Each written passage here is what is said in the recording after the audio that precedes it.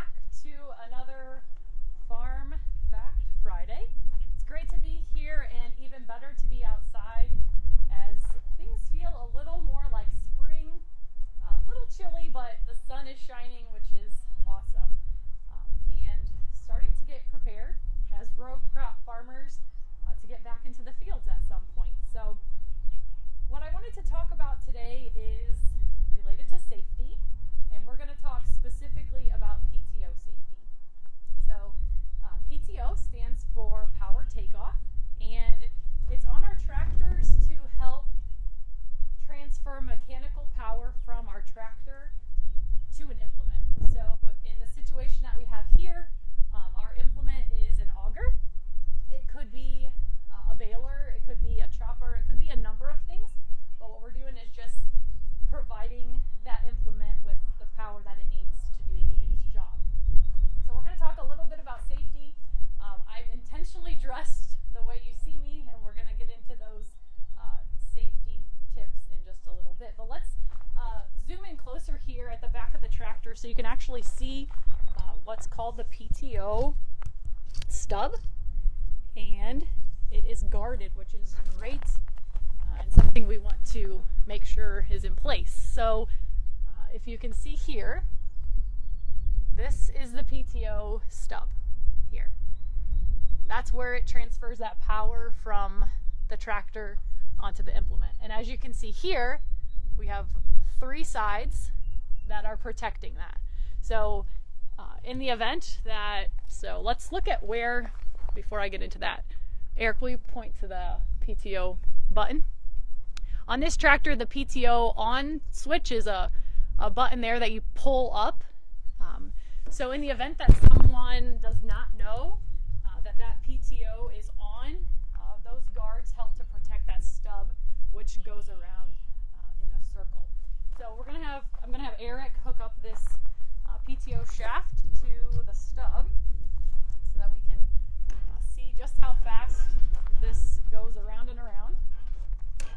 And as he does that, I'm going to take the time to just go through some no-nos when it relates to what you're wearing around the PTO. So as you can see, loose-fitting clothes that are not secured. So I'm going to get rid of this flannel, actually.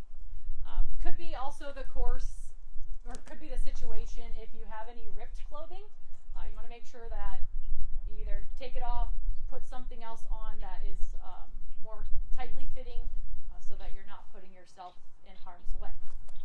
You can't maybe see it, but my shoe, my laces are untied, so make sure I do that. Okay, shoes are tied. For girls or guys that wear their hair long, my hair's down.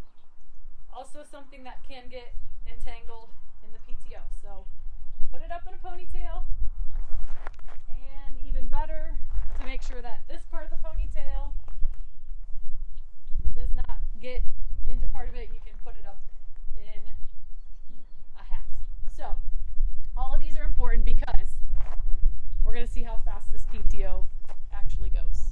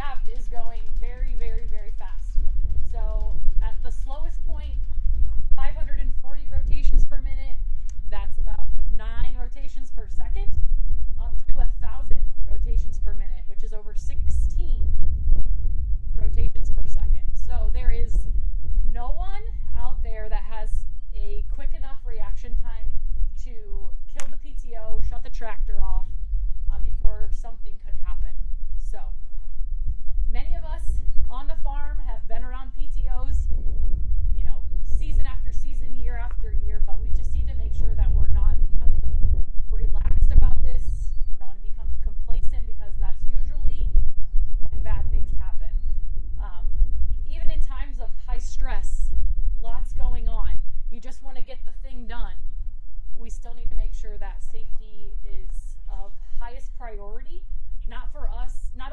as individuals, but also for those we're working with, our families, because we know that this is usually a family operation. So having the guards around the Pto stub are important.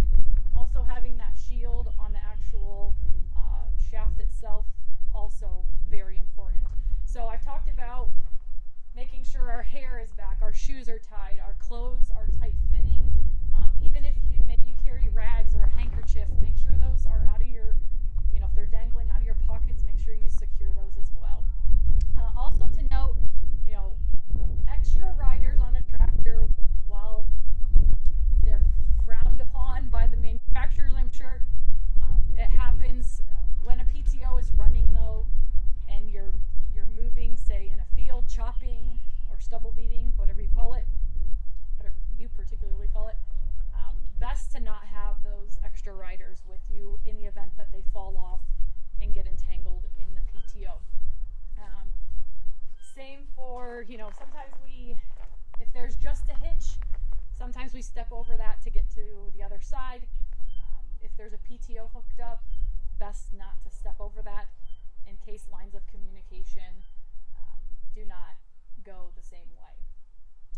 And then, of course, as we work, family units, younger children that are learning the ways of farm life, making sure that they understand to stay back, but these may also be times where those kids take a break in the house, do something else on the farm until that particular job is done. So hopefully this is helpful. I know, like I said, many of you have been around PTOs for many, many years, but just continue to be mindful of that safety. Do your safety checks to make sure those shields aren't cracked and all of those barriers are in place.